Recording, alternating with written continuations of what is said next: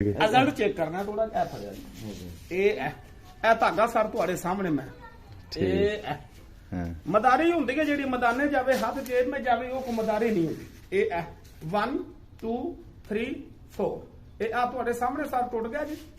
ये टोटिया इथों करना है जोड़ मैं लो सर जी धागा बिल्कुल इवें जिवें गड्डी दे उत्ते लैन होंदी लै मैं जवाना थोड़ी फूक लानी फूक इंज कि जवाना ली फूक लानी है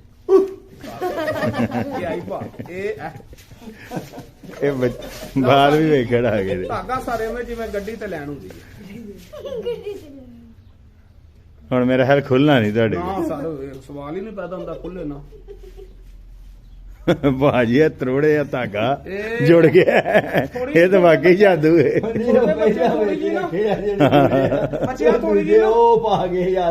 थोड़ी जी बच्चियों क्लैपिंग करनी जी क्लैपिंग करो जी ये देखो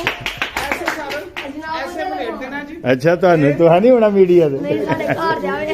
ते घर दे की कह जंजा लुटदे ओदे नाल होया काम पैड़ा जड़ियां जंजा लुटदे ए लो जी फांग 2 फांग 3 लो जी फूक ला दियो